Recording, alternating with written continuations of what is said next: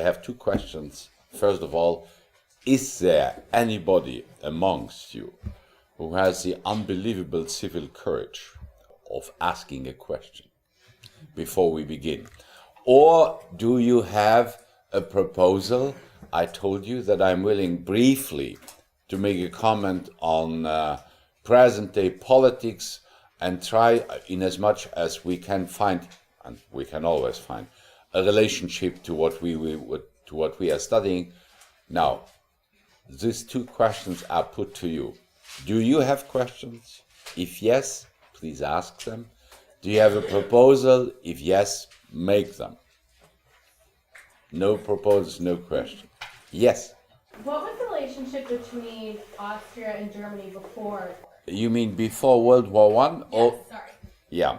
Well, I remember when if you go back on your notes about the situation in Europe after World War I told you, politically speaking, there was the disappearance of Austria-Hungary. That was the name this complex state had until 1914 or until 1918. That is, Austria was the center of an important multinational empire which had been developed by the Habsburg dynasty after they lost out in the 30 Years' War against the German princes. The Habsburg dynasty had tried, during even the 30 Years' War, they had tried to impose a tight control, a central control over the German states, which had a very loose kind of relationship with the central power until 1618. But when the Habsburgs lost, they lost among other things because the German princes were helped by the Danes, then by the Swedes, and then by the French to resist this attempt by the Habsburg to impose their control. When they lost out on this major objective, they abandoned their ambitions inside Germany, but they looked then for expanding their, I would say, dynastic and their control over Central and Southeastern Europe, the Balkan states. And so from this moment on, the Habsburgs expanded. They were threatened by the Turks, so they expanded into the Balkan area. They reconquered Hungary. Then they conquered a number of areas in the Balkan area, among other things, Croatia, Slovenia, what is today the state of Croatia, Slovenia, parts of Serbia, and Bosnia-Herzegovina, and then also ultimately direction Romania, the eastern part of Romania, and ultimately they participated in the partitioning of Poland. So in other words, the Habsburg dynasty had, by their own doing, set up a relatively important, territorially speaking, state in this area of Central Southeastern Europe. That is, and that was called from 1867 on the double monarchy, because technically speaking, they had divided up this state in two. The western left part was an empire where Francis Joseph was the emperor. The eastern part, and that was based on Austria. The eastern part, that is Hungary, was a kingdom. And so it was called the double monarchy. And in this sense, this state was strategically or geostrategically speaking important because it was a bloc and it had itself expansionist tendencies, but it prevented two empires to spread into this area. One empire was after 1870-71, that was Germany. The German Empire could not expand in this area because Austria was there. And the other one was the Russian Empire, because the Russians were interested also in the Balkan area, but the existence of Austria prevented this. And that is why I mentioned to you last time that when Austria disappeared and only small states emerged, they were no match to the pressure First coming from Germany in Hitler's days, and then after World War II coming from the Soviet Union, from Stalin. And in that sense, they were an element of instability and of danger, because in politics, the same as in physics, there is no void. The void will not exist. The void attracts powers from the outside, and here it was Germany, and it was ultimately the Soviet Union which spread into this area. Is there another question? Yes. I read in Bullock and I think two of the other books that they don't know who Hitler's grandfather was, but they think he was maybe Jewish. Do they still not know who he is, or? No, if they don't know, we will address this problem today in the second part of our lecture today. Well, I'm glad that you will raise the question, because that indicates to me that you have done the reading. You know, when you punish me with your silence, I can draw all kinds of conclusions from this. And of course, as you can imagine, these conclusions are not necessarily positive. And so please, do the reading, and then the questions will come into your mind. And certainly, if you have doubts on how to understand this, or who is this, or what happened there, please raise your question in class. I'm paid for that, if I may say so, to answer these questions. Okay, no other questions? Yes? Are there any particular individuals that stood out after World War I? How you discussed the political elite, how they all vanished, and how a different class came up. Is there any individuals that stand out that were that deceased in World War I that you think could have made a difference in World War II? Well, it is difficult, of course, if they, these were young people, and they had not yet shown their potential. They died before they could really show what they were able to do. Students, you cannot already tell when students die what they might have done later on. So the fact is that hundreds of thousands, and maybe I can, to answer your question, this was so terrible that even the Germans themselves called one of the battles, which was fought at the end of 1914, when the Germans tried to turn the French, and when they were racing towards the Channel seashore. So a battle did take place at the Belgian city of Ypres, the Battle of Ypres. And it was in this battle that the German High Command, the German High Command committed to this battle their student divisions. In other words, full divisions which were filled up with university students, and also the last years of gymnasium students. And these divisions were wiped out.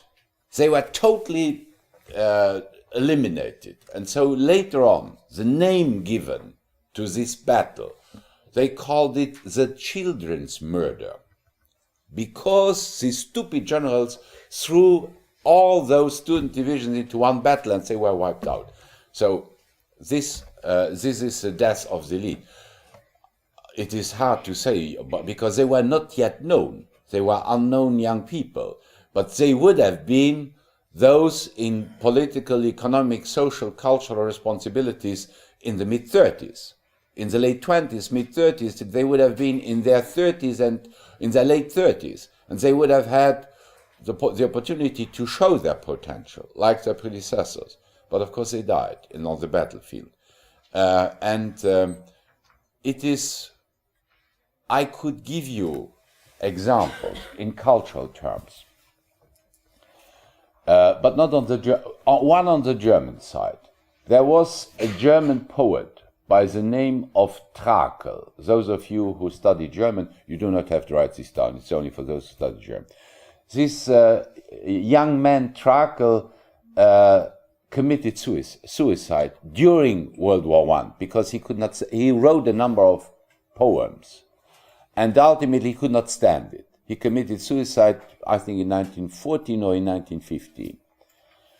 There were two French high outstanding poets and writers. One was Apollinaire, Guillaume Apollinaire. He was one of the French avant-garde, and he was badly wounded in a battle where he was wounded at his head, so that as a consequence of this wound he died. And the other one was Monnier, who wrote one novel, and he died during the Battle of Verdun. So if you look on the curriculum of a number of great writers, then you will see that all of a sudden their biography stops in 1914 or in 1915, so in most cases they died in one of those battles. That is, because they were already known by one or by poems or by novels they wrote. Okay, now I'll turn now to our topic of today. Remember, we had started speaking about the impact of World War I on Germany. We had spoken about Europe. I will try now to be a little bit more concise and more, I would say, not spend that much time. I will single out a number of important elements to show you why the Germans were badly hurt by the outcome of the war. Remember what I said already at the beginning, that's just repeating it. Germany was number one before the World War I. When it was over, Germany was considered as a pariah, that it was looked down upon. And they were just, kept down by all means. So the Germans had the greatest difficulties, number one, to digest, to get familiar with the idea that they lost the war. You must imagine, during the war, they were told by their military propaganda that they were on the point to win the war. They said, victory is around the corner, hold out one more moment. And then all of a sudden, when the generals became aware that it was lost, that the pressure of the United States soldiers arriving on the front was such that the German front might break down any moment, that there might be a breakthrough. Then they requested their emperor and the government to ask for peace negotiations, that they were willing to surrender. It was in fact surrender. They lost.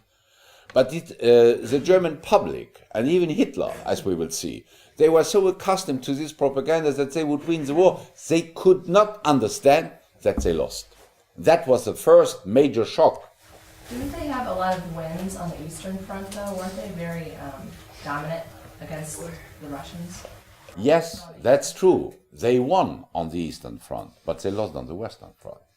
Because they could not wage, that is what Hitler understood. That was one of the conclusions, that you cannot wage a war on two fronts, which did ultimately not prevent him from doing it in World War II.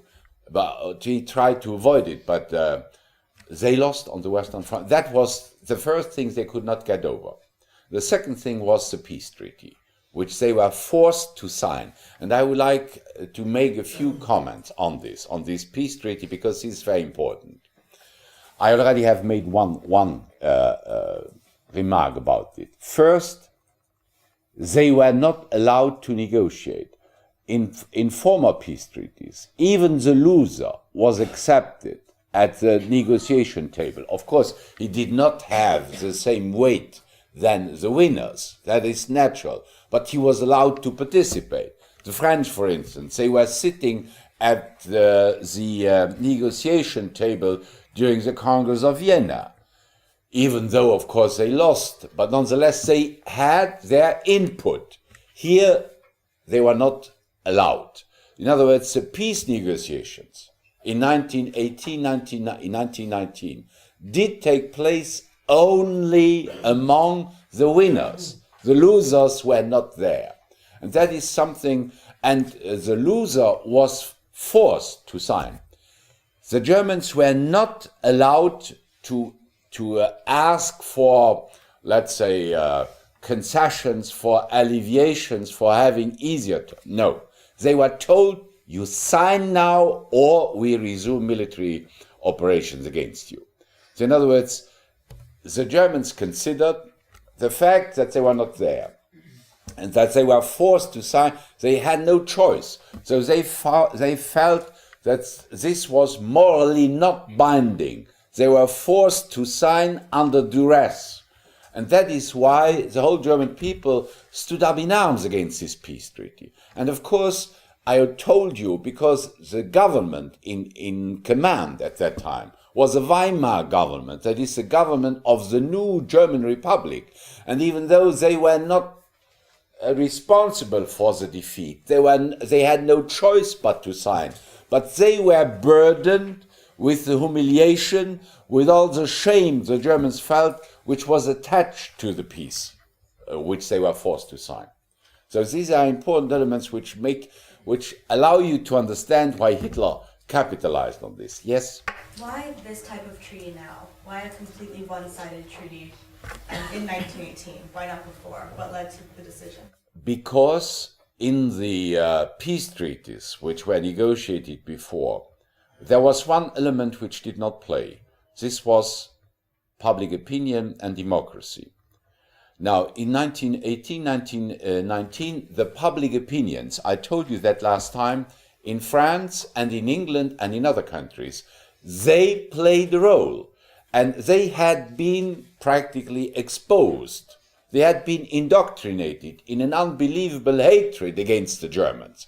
And so these public opinions would not have understood that Germany would be treated, let's say, evenly or more reasonably. So was this like the First World War propaganda played a larger role? Is that the reason why public opinion was shifted? Exactly. That was for the first time that propaganda played a very important role, because the masses were present in World War. The masses were always present, but not politically speaking. In the 19th century, in Vienna, the masses, the people, they were totally absent. The negotiations did take place among heads of state, heads of government. And of course, the heads of state, the heads of government, they were much less emotional than the masses were, because they considered what is bearable, what can we do. But in 1919, the heads of state were, except for the American president, Wilson was probably the only one who had, let's say, a cold or a cool mind, thinking about what was reasonable and what was not. And even Wilson resisted a number of much more excessive claims of the French, who wanted to keep the Germans down even by harsher measures even. So you understand that the pressure of the masses, of the public opinions, and also of the parliaments which had been elected in the wake of the war. Remember, the French organized elections right away, the British also, and those who were elected, they were all nationalists, the French as well as on the British side. Lloyd George had a willing parliament, and Clemenceau, the French prime minister, also. But of course, they were harsh on the Germans. Okay, now, what were the other elements which the Germans considered were absolutely unacceptable? First of all, the Germans resented that they lost territories, allegedly because the populations living on those territories wanted to join either France or Denmark or Poland. That's where, let's say, public votes were organized. But, and that is what Wilson had proclaimed, the right to self-determination of the populations. Each time when this right to self-determination played against the Germans, it was applied. It was applied in Alsace-Lorraine, it was applied also in northern Schleswig, it was applied in border areas with Poland, but it was refused to the Austrians, and it was refused to those German-speaking people who lived in what will become Czechoslovakia. So in other words, this kind of double standards, each time when it was against Germany, it was applied, but when it was in favor, it was refused.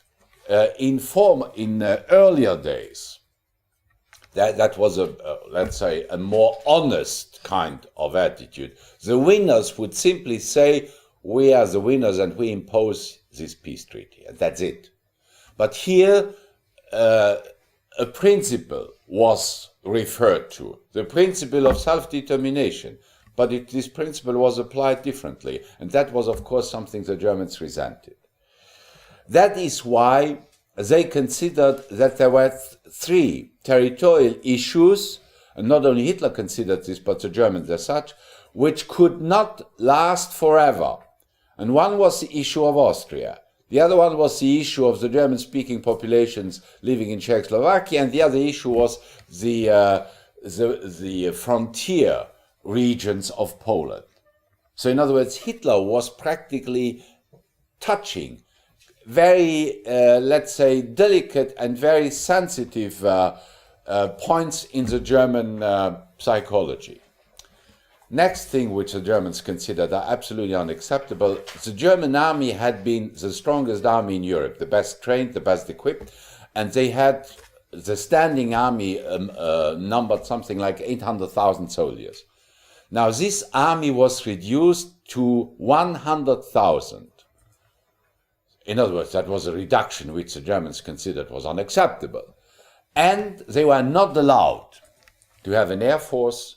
They were not allowed to have tanks. They were not allowed to have heavy artillery.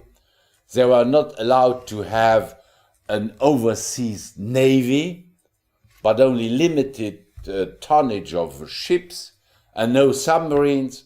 So in other words, this army was in reality something like a better police force.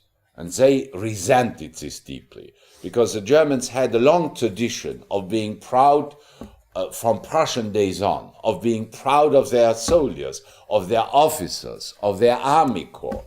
And now they were reduced to 100,000. And that is why immediately afterwards, paramilitary units were set up. In other words, not officially recognized armed forces, but nearly like private armies which were connected to parties. The communists had such a red guard, or a red militia. The socialists had one. There were veteran organizations. In other words, there was a potential of paramilitary forces, and they came into existence in view of the case when the Germans would be allowed again to have an army, so they could rapidly rearm. That is what Hitler will take advantage of later on. Next thing was, the Germans had to pay heavy reparations for all the destructions which were made. And we must admit that even in Eastern Europe there were, of course, massive destructions, but in Eastern Europe, they would not have to face these reparation issues because the Russians were out of the picture. Austria was anyway on their side. But in Western Europe, where in France, nearly 500,000 houses had been totally destroyed. And I told you, if you want to get a picture on how the landscape looked, it looked like a lunar landscape, the battlefield.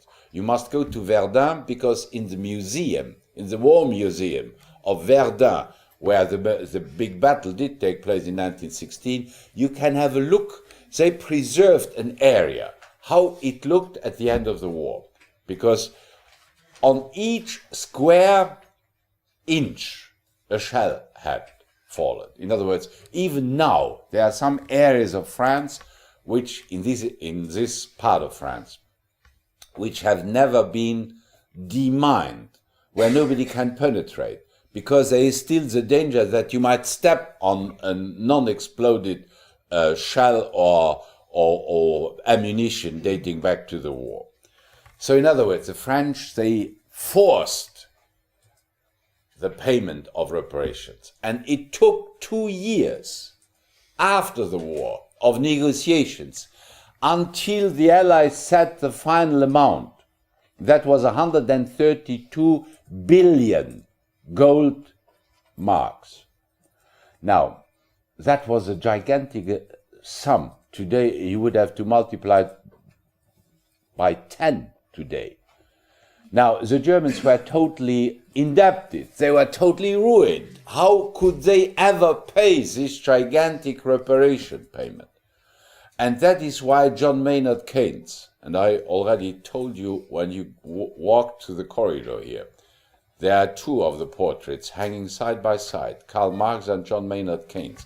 Keynes was the greatest economist, as most of you know, of the 20th century, and even his theories were applied today in the crisis which we are deeply in now. Now, Keynes himself, who was a member of the British delegation, he resigned in protest and published a pamphlet where he violently attacked the stupidity of the reparation claims of the Allies. And this, of course, was something the Germans will use as an argument. They said, well, you see, one of your best is condemning these reparation claims. Now, why did they make those claims? Remember what I said before. Because during the elections which they organized in December 1918, one of their main slogans was, "We shall make them pay." So they made them pay. But it was nonsensical, these reparation claims. And this is very important now, this poisoned the atmosphere between Germany on one side and the winners, the French and the British on the other side, until Hitler's arrival in power. Because these reparations remained operational. They were not abolished. The Germans tried to get rid of them. And Hitler used this in his propaganda to come to power. He considered the nationalists and the Nazis used this, and they claimed that this was an enslavement for generations.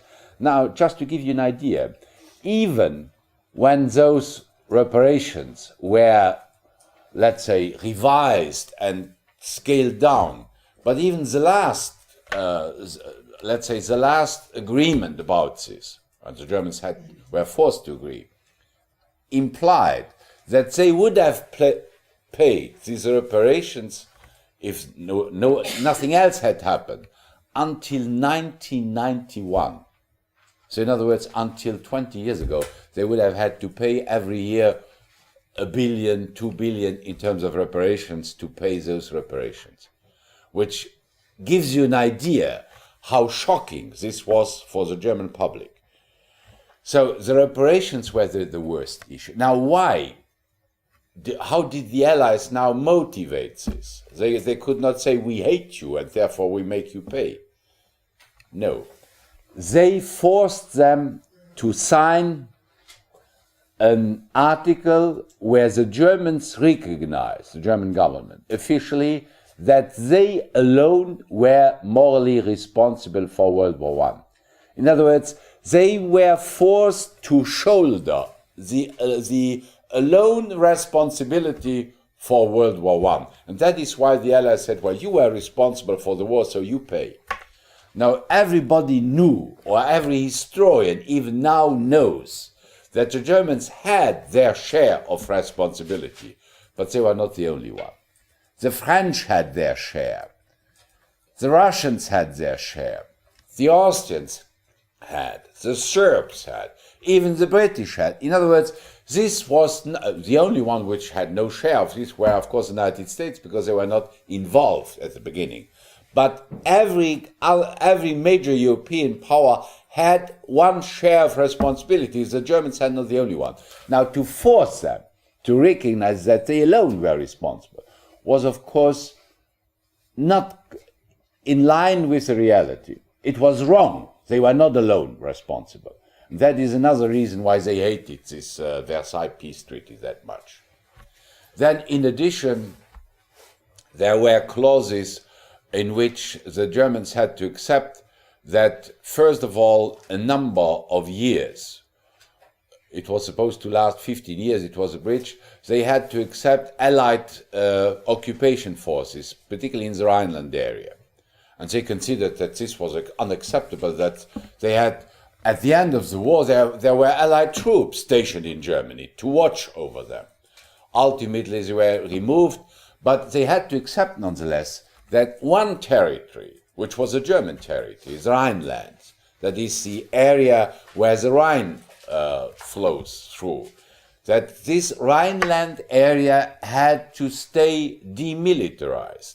That is, that the German army, even though it was a skeleton army, was not allowed to penetrate closer than 50 kilometers to the Rhine. And they felt that they were a sovereign state. In other words, they were not even in command of their own territory, where they could not let their army in. Hitler will use this again as an argument once he was in power. So for all of those reasons, which I just mentioned to you, the Germans felt deeply shocked, humiliated, shunned, mistreated by the rest of the world by this peace treaty. And so this was a trauma. This was something they could not get over. Not only the fierce German nationalists, like the Nazis or the nationalists themselves, but even the common German, as we say, the man in the street. They were honored, they were respected, they were feared before 1914. Now all of a sudden they were, treated with contempt, with total disregard, and these impossible clauses were imposed upon them. Now, in addition, let me tell you that right away, in addition, rumors were spread about the end of the war. And two of those rumors will be used by Hitler systematically for his propaganda purposes. One rumor was the so-called stab in the back legend. The stab in the back legend. And now what was that? When the war was over, the man who was the commander-in-chief on the German front, in other words, the equivalent of what on the Allied side was the French General Foch, F-O-C-H. He was the supreme commander of the Allied forces. In other words, he had under his command the French army, the British army, and the American army. On the German side, it was Field Marshal Hindenburg. You find the name also. Your predecessors always told me, please write those names on the blackboard. And in the first place, I thought I should do it, because it was reasonable. But on the other side, I thought if I would not do it, I would force you to look the name up in your books, and you would get familiar with the name. I pronounce it very slowly. Hindenburg. And we will meet him again because he will be later on President of the Republic. Now, this Field Marshal had said before an investigation jury, the Germans had set up an investigation, or the Allies, to find who was responsible on the German side for the outbreak of the war. And during this investigation, this hearing, Hindenburg had made a statement, a written statement, where he said that a British general had confided to him that the German army had not been defeated on the battleground, but had been stabbed in the back by those political troubles, those strikes, those demonstrations which had taken place in the rear, when the German public was fed up with this hold out, and ultimately revolt started. So in other words, the stab in the back legend was passed on, that the German army was not defeated, but was stabbed in the back on the home front. Now, of course, the question was, who then stabbed the German army in the back? And of course, those who believed the legend, they were pretty quick in designating the alleged stabbers in the back. They were the so-called Weimar parties. That is, those parties who proclaimed the Weimar Republic. That is, the socialists, the liberals, and the Catholics. They were the Weimar parties, who allegedly stabbed the German army in the back. It was, of course, a lie. It was simply a lie, a forgery. And there was another group which also was immediately accused, and this was the Jews. The Jews were supposed to have stabbed the German army in the back. That was one reason of the anti-Semitism which spread. So, this was one rumor which also poisoned the atmosphere back home. And as we speak about anti-Semitism and about the Jews, we will come back to this issue again. But, yes. So they also blamed the Jews, but what was their reasoning if they weren't part of the Weimar Republic? Well, there were Jewish people, members of the Liberal Party and members of the Socialist Party. And there was one Jewish Minister of Foreign Affairs, and when you read in Davidovich, anti-Semitism in Germany, by the name of Walter Rathenau. Walter Rathenau was he was the son of the founder of the great German company, the great trust AEG. And he, in other words, he was a very wealthy, he was a rich, important man of Jewish background, and he had become Minister of Foreign Affairs. He was the one who was forced to sign the reparation clause. He was murdered. He was assassinated by nationalists with Hitler's full approval. So that is why the Jews were singled out among those who were allegedly stabbed the German army in the back. And there was one more of such forgery, one more of such legend. And I want to mention it right here because it contributed to poison the atmosphere. It was a forgery, and it was a publication. It was a libel. It was a pamphlet which was entitled the Protocols of the Wise Men of Zion. The Protocols of the Wise Men of Zion. It was a forgery which had been fabricated by so-called white Russians in exile. In other words, by a number of Russian immigrants who had been fierce anti-Semites during the days of the Tsar, the so-called white Russian exiles. Now, what were these protocols of the wise men of Zion about? This was supposed to be a document, a proof that there existed a worldwide Jewish conspiracy aiming at taking over control of the world. So, in other words, a worldwide Jewish conspiracy which this document seemed to illustrate, seemed to prove. As I said, it was a forgery. And Hitler, of course, believed in this, he used it for his anti-Semitic purposes, and many people believed it. So in other words, when we now draw the line about the situation of Germany in 1919 at the end of the war and for the years following, this meant in clear that the German people was under shock, deeply under shock by the defeat, by the clauses of the peace treaty, by all those rumors, and by the fact that they were in deep misery. The workers could not pay because their salaries had not increased. They could not make a decent living. The middle class was ruined because it had financed the war and its savings were gone. So in other words, there was deep trauma among the Germans in the wake of World War I. And this was the situation into which Hitler stepped in the first place when he was demobilized from his service during World War I. Now I turn over to our next topic, which is Hitler's background, his childhood and his youth until practically 1918, 1919. Now, he was born in 1889. That is, we will concentrate now on his first 30 years of his life. We will divide up this time period in three.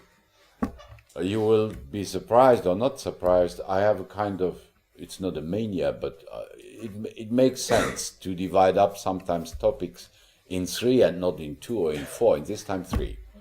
Now, first is his family background and his childhood. That's our first topic.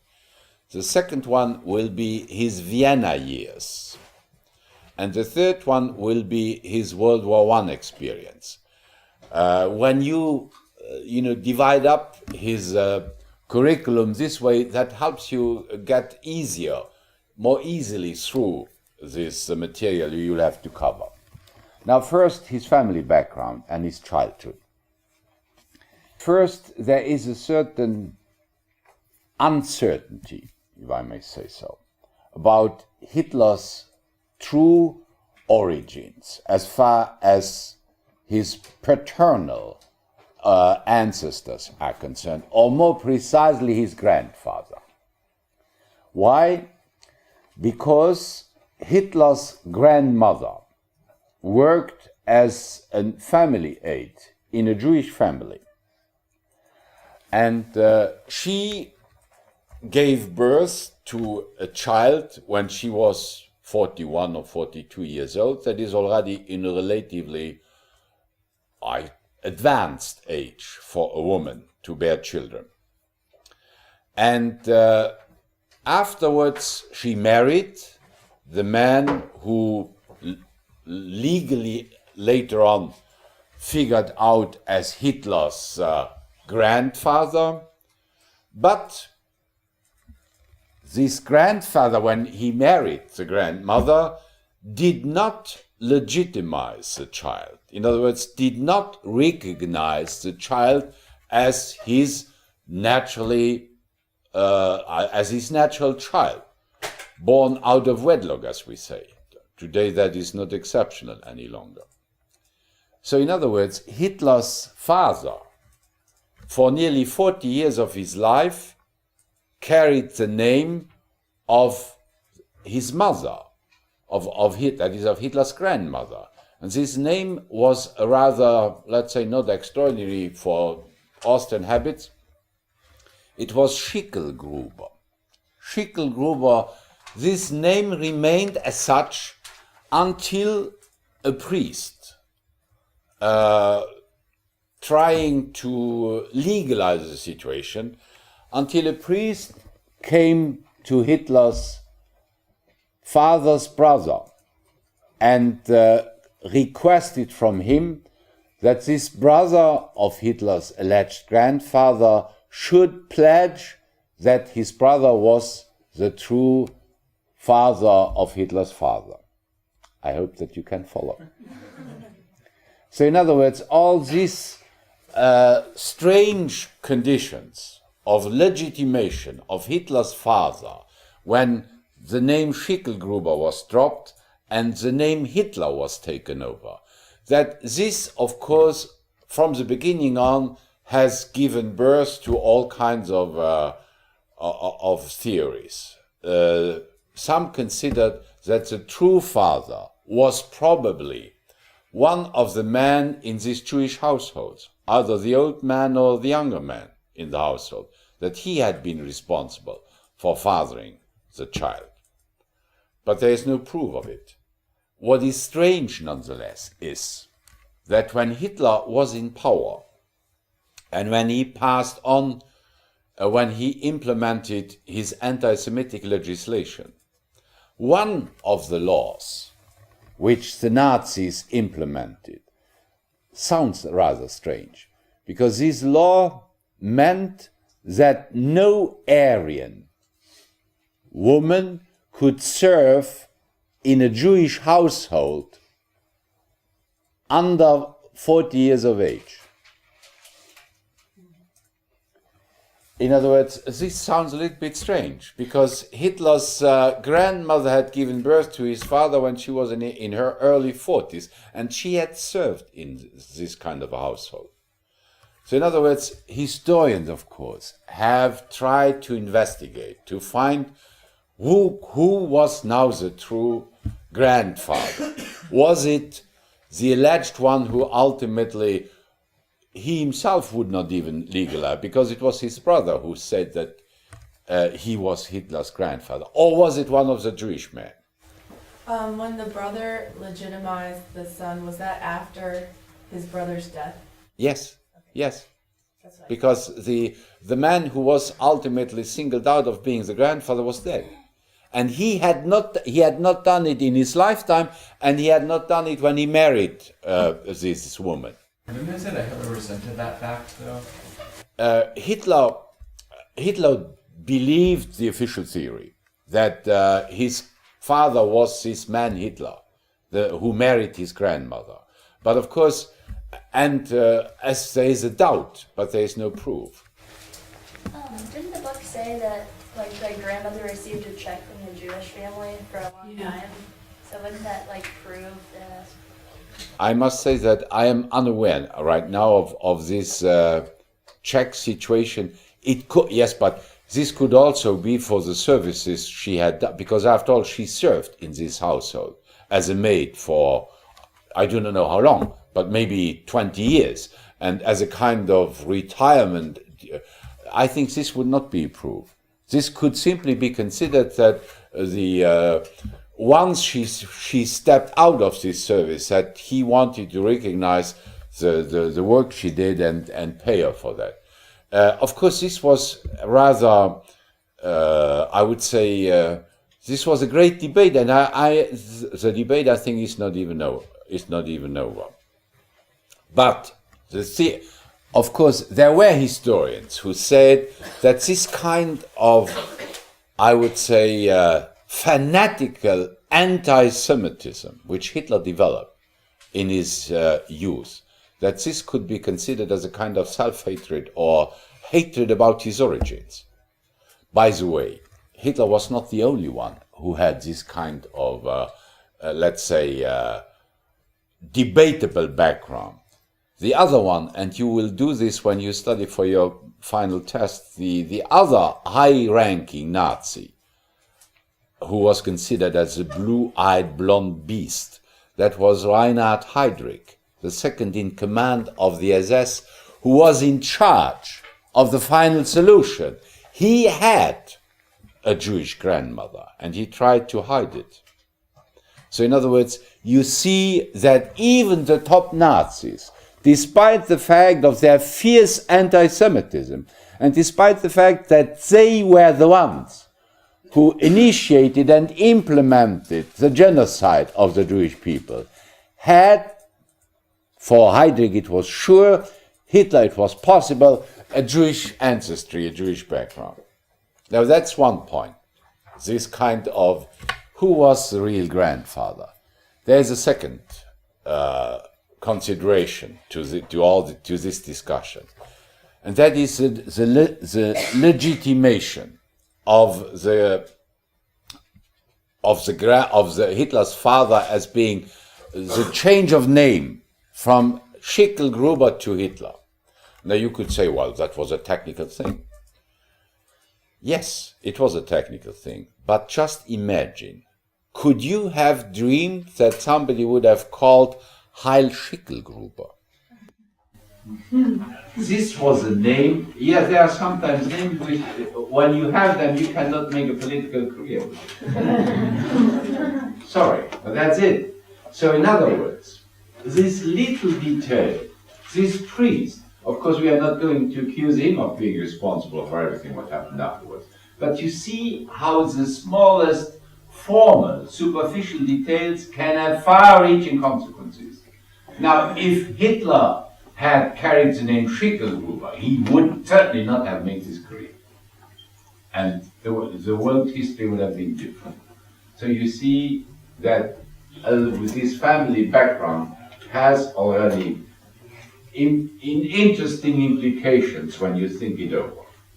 Or you know it, that sometimes names, when they're very complicated, stars, actors, they change their names and adopt names which are well sounding. And if that is feasible in the showbiz, and is sometimes recommendable, it is certainly also important politics. With the name of Schicklgruber, you could not imagine that somebody would have cried out, Heil Schicklgruber. Heil Hitler, that passes easily, but Heil Schicklgruber, this would have been unthinkable. But these are iffy questions, of course, because history simply had it that Hitler was Hitler and not Hitler. Now, first of all, where was he born? He was born in the middle of nowhere, you would say, in a little place which was totally forgotten, called Braunau, B-R-A-U-N-A-U. Braunau, which is sometimes called, the area was called the Forest District. In other words, it was hillbilly country, really, in those days. And his father was a member of the public service. He was a customs agent. And this father had also an interesting background, not only because of the question mark about the grandfather, but the father actually, he was authoritarian, a member of the public service, and he had wanted Hitler, that is Adolf, to study to become also a member of the public service. But now a word about this man, Hitler's father.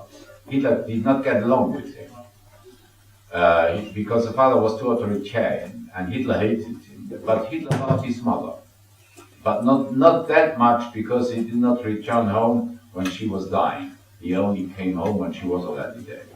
But the father had married 3 times. First, the father had married a woman who was about 10 years older than he was. And while he was married to this woman, he started already having an affair with another woman who was about his age. After the death of his first wife, he married the second woman, who was about his age. While he was married to the second woman, he started an affair with a younger woman, who was 10 years younger than he. And after the death of his second wife, he married this third woman, who then became Hitler's mother. Now, I do not want to suggest a criminal note that he poisoned, that he had done away with his first wife. This question, I think, is not debatable.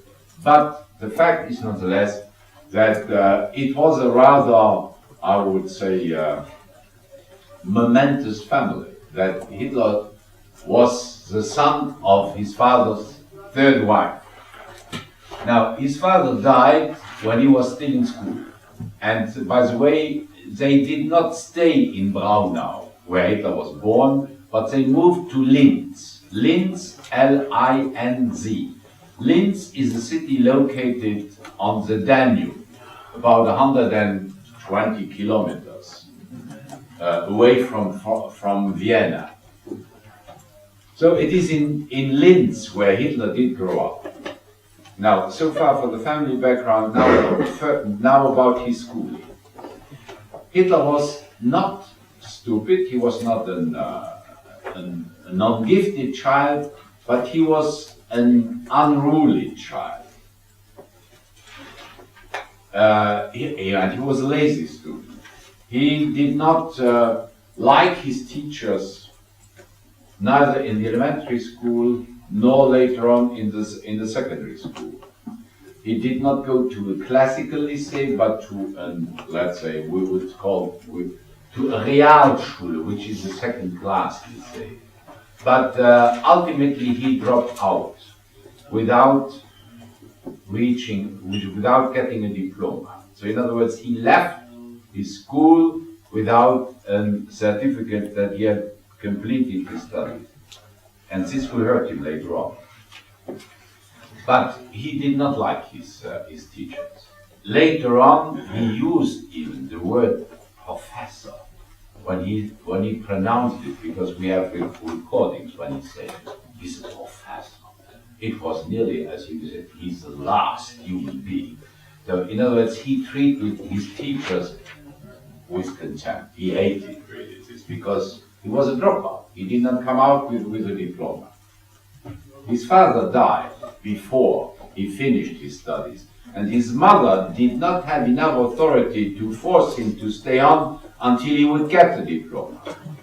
But once he was out of school, he spent a whole year drifting around without doing anything, without trying to find a job.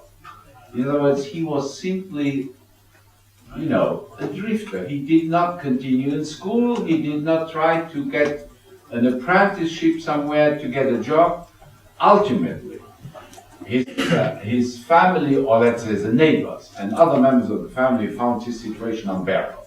And he himself felt very uneasy to be exposed to comments around that he wasn't doing anything, that he was a drifter and a dropout like this. So he left then from Linz with a friend, Kubitschek. You find the name in Bullock and also in Fest. He left with Kubitschek and he went to Vienna in order to study at university. He considered he was an artist, so he went in that direction when he went to Vienna. Now, one last thing I would like to mention here about his the time he spent in Linz, because the issue, Linz was a place, and in Vienna also, where there was a kind of endemic spread general anti-Semitism. In other words, the Jews were not popular. They had bad reputation. There was an anti-Semitic, overall climate in these areas. Nonetheless, despite of this anti-Semitic background, the doctor who treated Hitler's mother in her last years was a Jewish doctor. So in other words, the Hitler family could not have been fanatically anti-Semitic, anti-Jewish. Otherwise they would not have taken a Jewish doctor, because there were also non-Jewish doctors. So that is at least one thing we can keep in mind when we speak about Hitler's background. But the important thing nonetheless is, and I think this will be a lasting bruise in his mental stability, which he will carry on for a long time, the kind of experience of being a failure. Because he failed in school. He failed in his relationship with his father, with his parents. And this kind of negative experience, this kind of resentment of having failed will not quit him. And that is also why he was attracted by others who also had similar kind of marginal failing experiences later on. And when you look through Fest, you will see that quite a few of those individuals who turned around him, some were quite normal and stable characters, but many others were failures also, one way or the other. Now, so far for the first part, his family background and his early childhood. Now his Vienna years, because his Vienna years were by far the most important in shaping his ideas and in shaping basic elements of his ideas for later on. When he came to Vienna with Kubitschek registered because he had diplomas. He registered in the conservatory in Vienna and was accepted. Hitler tried to register in the School of Fine Arts. They gave him a chance, despite the fact that he did not have a diploma, so he was supposed to submit then drawings showing his ability to draw. It was on this ground that he was refused. In other words, he was not accepted because his drawings were considered insufficient. Then he tried to apply to the School of Architecture. Now the School of Architecture was more demanding. They requested a diploma, he didn't have one, and they did not even give him a chance. They refused his application. So in other words, he was turned down in his attempt to study fine arts in the School of Fine Arts as well as in the School of Architecture, which will be a second failing, a second experience of failure. But, and now this becomes typical for Hitler. Hitler had moved together with his friends. They stayed in the same house or in the same place. But he would, and they left early in the morning, both at the same time. Kubitschek for the conservatory, and he was supposed to leave for the School of Fine Arts. But he did not. So in other words, he did not admit that he did not go to an art school. It was a make-believe. There was a kind of make-believe situation. Ultimately, after 1 year where he could not hide this any longer, he simply disappeared from the place where he lived and started then the life of a marginal, living in hostels, in doss houses, in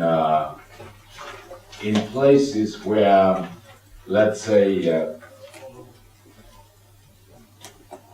marginal elements spend their nights and their life. While he was in Vienna, he got news that his mother was dying. He did not return to stay with her in her last days. He returned when she was already dead. But from the money he inherited from his mother and from his father, he could make a living in Vienna. So in other words, he did not have to live in poverty. Later on, he spread the legend that he had to work hard to make a living. That was not true. He had enough money to live, or if not a normal life, but a life without suffering from hunger or from any kind of destitution. So this is an important element which we should not simply forget. But nonetheless, in order to have some additional income, he started drawing postcards. Unfortunately, none of those postcards were ever rediscovered or kept for posterity. But he did not sell those postcards himself. He had a Jewish peddler who sold the postcards. And this Jewish peddler's name was Hanisch. You find it in Bullock and also in the video. Now, Hitler ultimately considered, and then we address now, besides other experiences in Vienna, we address his anti-Semitic experiences and his anti-Semitism, which he practically developed while he was in Vienna. He accused Hanisch for cheating him, because Hanisch sold, of course, the postcard at a higher price than the money he gave to Hitler, because after all, he was the intermediary. And Hitler felt that Hanisch was cheating him. He did even take him to court for this. And he, of course, that was a personal experience where he considered that all Jews were cheating and were taking advantage of Aryans, whom he considered himself to be. I read somewhere that Hitler blamed the Jewish doctor that was taking care of his mother. That I read somewhere that when his mother died, Hitler blamed the Jewish doctor. Was this just speculation, or do you think this actually true? I did not find. Well, he might have done it later on, but he certainly did not do it in the first place when he was in Linz, because he certainly could not have been totally alien to this hiring of a Jewish doctor. When he was anti-Semitic, of course, he would use any kind of accusations to hurl against the Jewish people. Now, what were the sources now in which Hitler practically accumulated this unbelievable hatred? It was really, it was an absolutely abnormal hatred he developed against Jews. And this hatred ultimately transferred it into a violent, virulent anti-Semitic, let's say, conviction, which ultimately will lead to the final solution.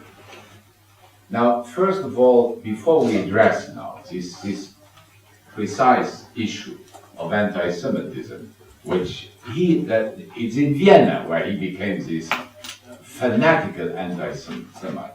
But one last thing I would like to say about his stay in Vienna. That is, he had already the experience of being an outcast, a failure, when he was in his family, when in school, in Linz. In Vienna, he was very unhappy in Vienna. He never liked Vienna. He will like Munich. Because it is in Vienna where he continued to experience his failure. That this time it was a professional and a social failure. Because also in Vienna, he did not try to find a job.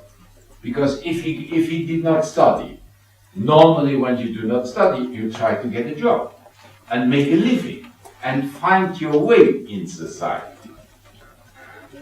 But he didn't. So in other words, he wanted very badly to be accepted as a middle class individual. He considered himself as middle class, but he was not accepted by the middle class because of his irregular life, because his lifestyle was unacceptable in a middle class, as he did not work, he did not get a job, and as he did not live in a decent apartment or in a decent house, but in dust houses, in hostels with marginals and left out of society. In addition, he did not develop, we do not know of anything, any kind of love relationship with a girl or with a woman. And that this kind of attitude on Hitler's side, later on, of course, he will have a relationship with a woman whom he will ultimately marry, Eva Braun, but in Vienna he didn't. So in other words, all kinds of speculations turn around his sexual situation. He certainly was not looking for this kind of relationship, and we do not know anything about this. But there was a kind of frustration in this side, because in his anti-Semitism enters also an element of Freudian frustrations, which enter in all this.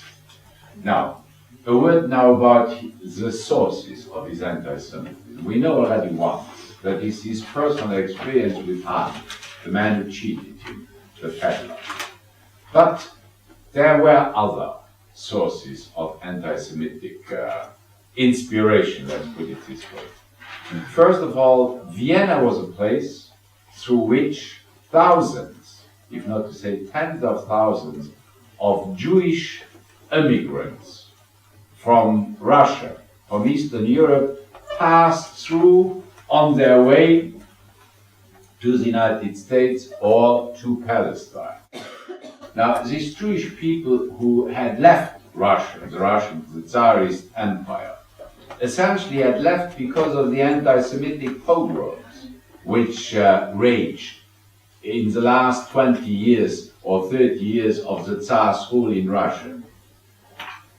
They left because they were persecuted. And they, when I say persecuted, these pogroms usually, this was a violence which was even encouraged by the police.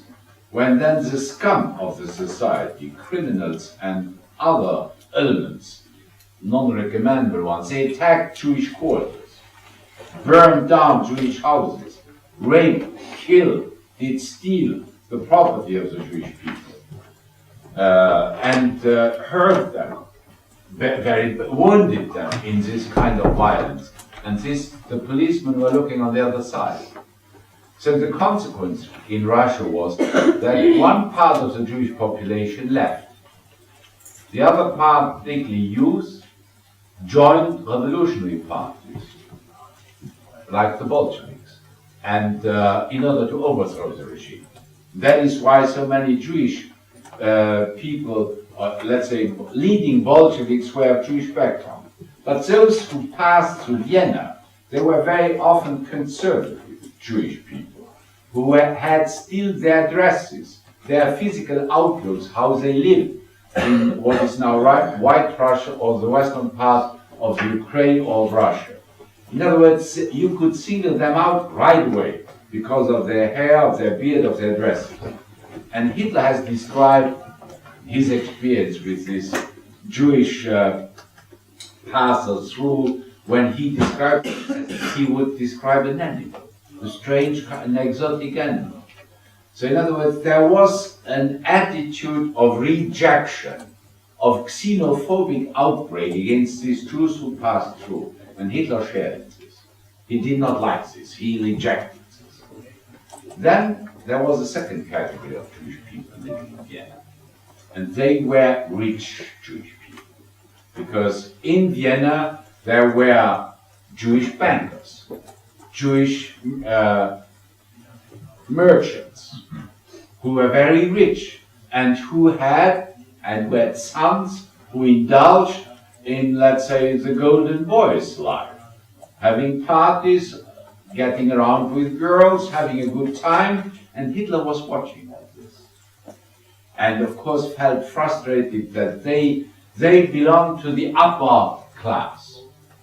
And Hitler describes this, you find the description in Davidovich, a reference in Davidovich, when he describes how these Jewish boys were getting around, were seducing so-called Aryan girls. And Hitler, of course, there is a kind of Freudian frustration when he describes this kind of, they waiting in the dark to put their hand on these poor girls who were then seduced or raped or whatever. This was another source. This jealousy of these rich to upper middle class Jewish, there might have been 300 or 500 of those families. The Rothschilds, for instance. There were Rothschilds in Paris, in London, in Frankfurt, but also in Vienna. And the Rothschilds were not the only Jewish bankers. There were other bankers. They were rich and Hitler hated this, just. But there were other sources. And these other sources were what Hitler read in Vienna. And I would like to pick out one of these publications. He was very eager going after. And this publication, it was a kind of a magazine published by a man, and I pronounce his name very clearly because you find him in Davidovich. Lanz, L-A-N-Z, Lanz von Liebenfeld. Let's call him Lanz von Liebenfeld, that's his full name. He published a magazine called Ostera. Ostera is a Germanic goddess going back to the Germanic past. And in these publications, which appeared a couple of years, these Lanz von Liebenfeld developed an anti-Semitism which Hitler liked and which he practically assimilated. And this anti-Semitism was of the most primitive nature. Lanz compares history with a duel. He said history is nothing else but a duel between the Aryan race. The Aryan race, you spell it A, capital A-R-Y, Aryan. Aryan is a word which is used by the racialists, essentially by the racialists, for Indo-European, in other words, or Caucasian, you would say. And they call it Aryan. The Aryan race against the Jewish race, or the Jewish race against the Aryan race. And Lanz claims that this duel is practically unavoidable. It's a kind of natural confrontation, because both aim at world domination. And there is only one outcome, logical and necessary, to ensure Aryan world domination. And that is the destruction of the Jewish race. In other words, this Lanz goes to the last extreme in his claims that the Jewish people have to be done away with. They have to be killed if the Aryan race is to survive. And Hitler will assimilate this from these lands, from legal lands. But there were other sources of Hitler's anti-Semitism. Besides, there was also other literature, but he liked particularly these Lanz publications, these Ostera.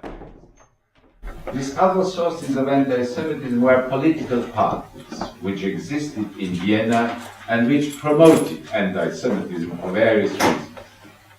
There was one political party called the Pan-German Party. When I say pan, you write it with a capital P, P-A-N, Pan-German Party. You find again fuller reference in Davidovich and also in Rudolph. The man who was the inspirer, the founder and leader of this Pan-German Party was von Schönerer. You find the name again in Davidovich and in Bullock. Von Schönerer, what did these Pan-Germans mean? There existed this kind of pan-parties, not only in Germany, there was also in Russia, a pan-Russian party and elsewhere. In reality, what is hiding behind this denomination is ultra-nationalism. They were ultra-nationalists, these pan-Germans. They were aiming at uniting all Germans. That is the Greek, pan is a Greek word, which means all. All Germans living in Central Europe should be brought into one state, into one country, into one empire. That is, in other words, they wanted to unite under one roof, which would say in one state, not only the Germans living in Germany, but also those living in Austria, those living in other areas at that time, because Czechoslovakia did not yet exist. They considered also as there were Germans living in the Baltic countries, and of course they assimilated. The Germans, they assimilated. The Luxembourgers should have been considered also equivalent, and the Dutch also, and maybe also one of the other Scandinavians. So that was their great political goal. But besides that, the Pan-Germans were racialists. In other words, they hated the ethnic group, I hate to use the word race, the ethnic group which lived closest to them, that is the Slavs.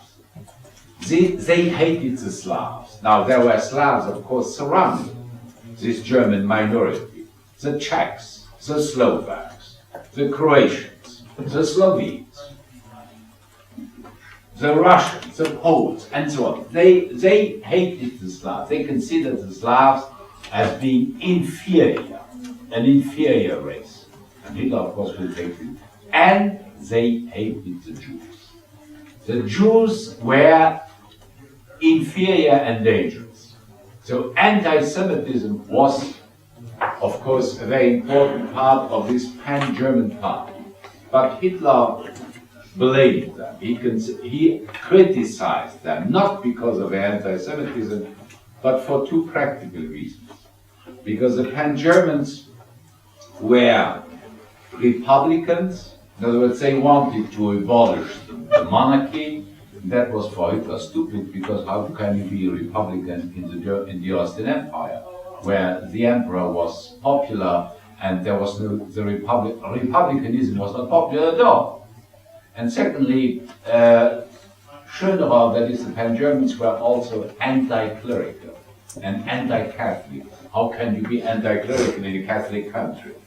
So in other words, Hitler considered that these republican traits, these anti-clerical traits, made it for sure that the Pan-German party would always be a very small splinter group, that they could not become a mass party, and without being a mass party, they would be without political influence. So Hitler blamed these two traits on the Pan-German party. But there was a second party, which Hitler this time admired fully. And this party was a Christian social party. And this Christian Social Party was the party of the mayor of Vienna. Now, the mayor of Vienna was the subject of Hitler's great admiration. The mayor's name was Lueger, capital Lueger. You find him also in Davidovich. Now, what was so peculiar about Lueger? Lueger was a Christian social, was the head of the Christian Social Party, and he was the mayor of Vienna. That is, he was a very influential politician. What Hitler admired, what he liked in Lueger was, he was the head of a middle-class party, not of a poor or of a proletarian party. And he also had a touch of anti-Semitism. He was anti-Semitic. But Hitler blamed Lueger nonetheless, because Lueger was not anti-Semitic for racialist reasons, but for reasons of political opportunism. Because anti-Semitism was widespread and did bring him votes on election day. In other words, he was for opportunistic reasons anti-Semitic.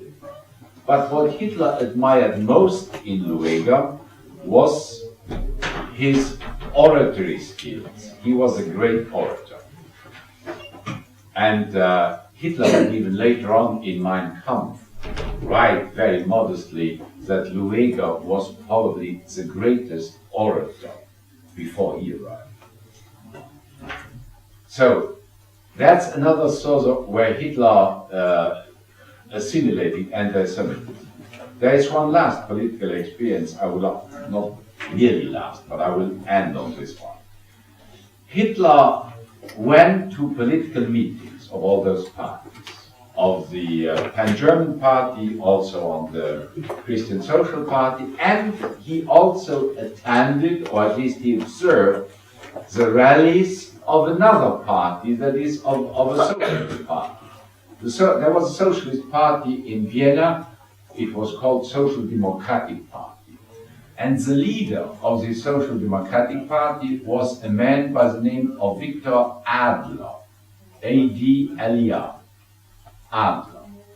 Now, Hitler did not admire socialism, or let's say the Marxism, the doctrine. He rejected Marxism and socialism as being totally unnatural. But what he admired nonetheless, and this Social Democratic Party was not anti-Semitic, what he admired was the ability Adler had, this party, to mobilize the masses. They were able to stage great mass demonstrations, great mass rallies, when thousands and tens of thousands of workers marched through Vienna. So in other words, Hitler was impressed by the propaganda skills, by the skills to mobilize masses. And that was something he will never forget. Mass mobilization, propaganda. Last thing, and then we stop provisionally, we'll take over. Last thing, Hitler attended the meetings of the Vienna Parliament. Now, the Vienna Parliament at that time did not give, let's say, a very convincing picture of its seriousness in debate and in decision-making.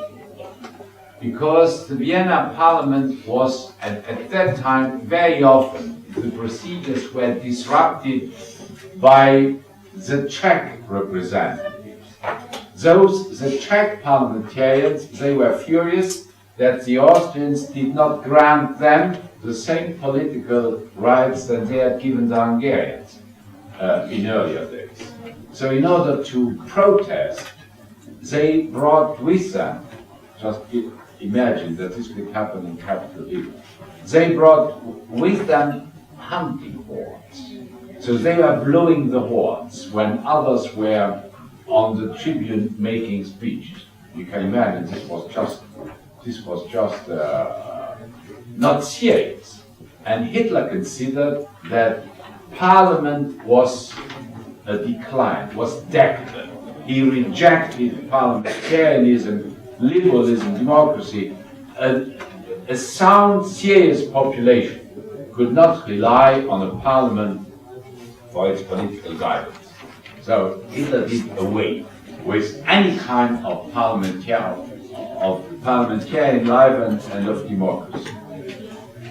So far for his political experience. We will say a word next time about his military failures, which he went through also while he was in Vienna.